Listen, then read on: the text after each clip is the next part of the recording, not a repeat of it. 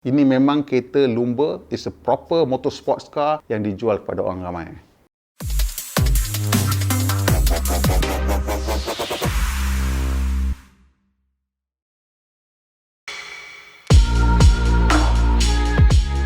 Assalamualaikum dan terima kasih kena kembali dengan N-Gear. Jadi hari ni kita nak celebrate Toyota sikit. Kenapa kita nak celebrate Toyota? Pasal saya rasa tak adalah. Mungkin Toyota tak dapat selamat dalam transition ke electric car. Tak. Melawak aja. Ni 8 kereta yang paling hebat yang pernah dihasilkan oleh Toyota.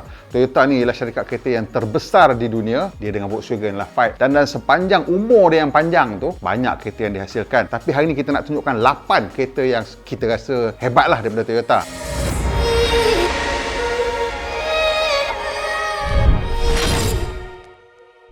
Toyota 222D ni dia macam Ford RS 200. Kalau awak ingat masa lebih kurang masa yang sama ni, iaitu masa rally mula mengeluarkan satu grup yang dipanggil Group B, which is almost unlimited class di mana syarikat-syarikat kita boleh menghasilkan kereta yang boleh menjana sebanyak mana kuasa yang dia orang nak, dan inilah resultnya daripada Toyota. Dan kereta ni asalnya menggunakan chassis Toyota MR2 lah, dan kuasa engine rally yang dimasuk ke dalam tu menjadikan ini salah satu, it's a crazy car lah. All Group B rally cars memang out of this world, dan Group B rally itu hanya bertahan, saya ingat satu season pun tak habis, tak lengkap sebabkan keretanya terlalu laju sampai rally driver pun cakap it is barely manageable, you can barely drive the car. Ni semua kalau awak tengok cari video-video Group B racing, Group B rally memang out of this world, dan siapa-siapa yang zaman tu yang bawa kereta tu memang kita kena tabik lah. Ni antara driver racing yang paling berani dalam dunia. Toyota Soarer ni ialah sebuah coupe besar, coupe mewah yang saiz dia lebih kurang semacam antara E-Class dengan S-Class. Kalau E-Class dulu dia panggil CE kan, dan kalau S-Class dia panggil SEC. Ini zaman tahun 80-an lah. Dan masa tu Toyota keluarkan kereta untuk bersaing dengan kereta-kereta hebat coupe daripada Jerman ini, coupe mewah daripada Jerman, dan dia panggil Toyota Soarer. Toyota Soarer ni ialah satu model yang mungkin tak banyak keluar daripada Jepun, tetapi kereta ni kemudiannya digunakan sebagai asas untuk menghasilkan Lexus punya sports car ataupun coupe yang dipanggil LC300. Juga ada yang panggil SC300, saya tak ingat lah. Tapi ini adalah satu kereta yang hebat daripada Toyota kerana dia memang dihasilkan untuk berlawan secara terus dengan produk-produk daripada Jerman.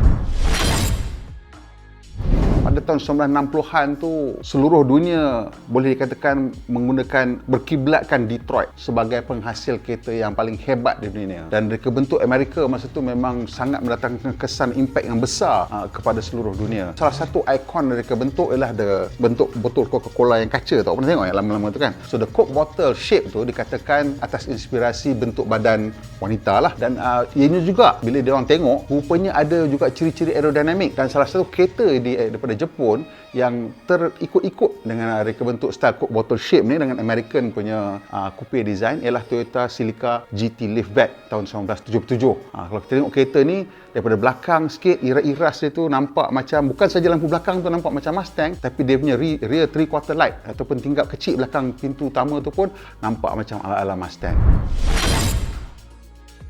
Kereta ni famous sebab antara pemilik terkenal kereta yang kita akan tunjuk ni ialah Fandi Ahmad. Siapa kenal Fandi Ahmad?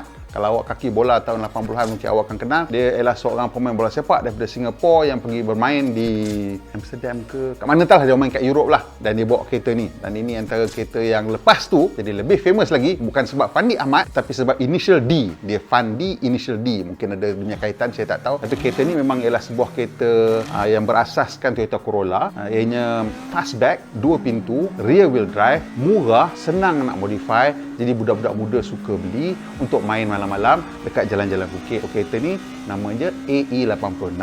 Sebenarnya nama betul dia Trueno. AE86 tu nama nombor surat beranak. Tu code model number untuk kereta tu internal. Tapi kereta tu dah famous sangat, semua orang tahu sebagai AE86. Toyota Supra Mark III ni pada saya memang patut masuk, tapi pada saya kereta ni dia tak cukup emosional lah pada saya. Tapi dia memang kena masuk dalam senarai ni pasal dia punya rupa dia tu nampak is cantik in a sense dan macam design by a committee. Dia tak nampak macam satu kereta yang cukup emotion, tapi dia punya teknologi yang digunakan dalam kereta ni, the powertrain, engine, everything semua memang antara yang terbaik yang pernah dihasilkan oleh Toyota dalam siri Toyota Supra yang pernah mereka hasilkan. Jadi suka tak suka saya rasa kereta ni patut masuk dalam senarai kereta-kereta yang terhebat yang pernah dihasilkan oleh Toyota. So enjin yang digunakan pada Toyota Supra yang ini yang saya kata tak cukup cantik ni ialah 1JZ, dan enjin inilah yang kemudiannya dibangunkan ataupun mungkin direka bentuk semula ke dikata macam mana ke untuk menjadikan enjin legend 2JZ yang digunakan oleh Big Brother Supra lah. Dan some people argue about engine noise lah, sound dia macam mana ke apa ke, tapi yang pentingnya 2JZ tu dia punya legend dia ialah sebab ini such a strong block, such a versatile block yang sampai sekarang pun masih lagi orang menjumpa cara macam mana nak menjadikan ini lebih lagi berkuasa, and it's such an amazing design, such a robust design, dan sampai sekarang pun masih lagi orang tergila-gilakan kereta. Tahun 1960-an ni kan, dia menghasilkan banyak revolusi lah, dan antaranya ialah revolusi reka bentuk lah, di mana kita tengok kereta seperti Jaguar E-Type dihasilkan. Banyak jenama-jenama sports car British mula menghasilkan bentuk-bentuk yang seksi.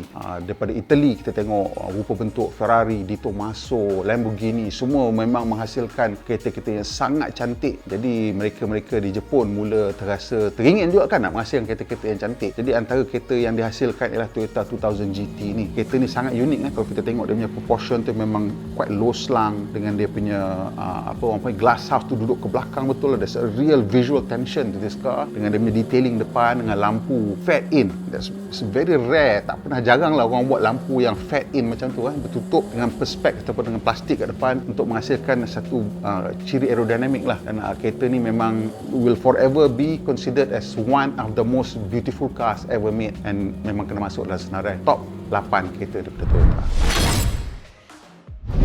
Toyota Supra Mark IV yang ini of course sekarang ni antara kereta JDM yang paling mahal lah kalau kita nak cari. Tak JDM pun janji dia Supra Mark IV ni tak kira daripada mana pun memang mahal lah, terutama sekali kalau kita boleh dapat yang memang semua masih lagi original lah. Dan kenapa kereta ni menjadi begitu mantap sangat dari permintaan dia ialah pada saya kereta ni memang sangat dramatik rupa dia, lebih dramatik daripada yang Mark III. So yang ini tiba-tiba keluar memang sangat agresif, tetapi yang lebih agresif sebenarnya ialah enjinnya.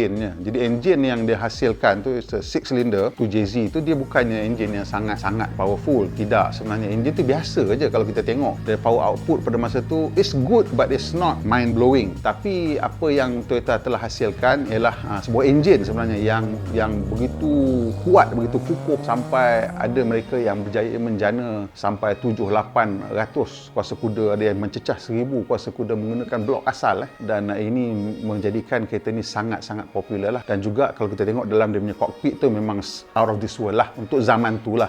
Kalau zaman sekarang kita tengok memang it's like macam retro future lah daripada zaman tahun-tahun 80-an 90-an. Toyota GR Yaris ni memang wajib kena masuk dalam senarai ni. Bukan pasal apa, pasal Top Gear bagi dia perfect 10. Jadi bila Top Gear bagi kereta ni perfect 10 dan tak pernah dalam sejarah Top Gear tu dia bagi perfect 10 kepada hot hatch. Jadi semua orang kan terus terangkat kepala, wish macam mana boleh hebat sangat kereta ni. Jadi kita tunggu lama jugalah nak dapat peluang untuk memandu kereta ni dengan sendiri, dan apabila kita dapat memandunya di Sepang, memang kita faham kenapa Toyota GR Yaris ni memang ialah sebuah kereta yang sangat-sangat berbaloi untuk dibeli. Walaupun kat Malaysia ni harga dia baru dekat dengan 300,000, kalau awak ada duit, diam, bayar dan beli dan simpan sajalah. Pasal kereta ni memang dia reka bentuk sebagai kereta rally. Ini memang kereta rally, sebetul-betul kereta rally. Kalau awak nak masuk Malaysian Rally Championship, all you have to do is pasang roll cage, beli spare part, masuklah race. Ini memang kereta lumba, is a proper motorsports car yang dijual kepada orang ramai. Okey, sampai situ je senarai kita. Ada ke kereta-kereta yang kita tertinggal ataupun mungkin awak nak senarai kereta-kereta terhebat daripada jenama lain, BMW ke, Alfa Romeo ke, Peugeot ke, Citroen ke, beritahu kita, nanti kita akan hasilkan. Dan terima kasih kerana menonton. Kalau awak suka, tekan butang like, kongsi dengan kawan-kawan, dan kalau boleh subscribe. Kita nak cecah 200,000 pula tahun ni. Apa nama Syasha kata dia nak bagi, apa tu cakap? Ya. Kereta JDM pula tahun ni nak bagi. sampai cecah 200,000. Jangan lupa tahu, subscribe. Tekan butang lonceng sekali.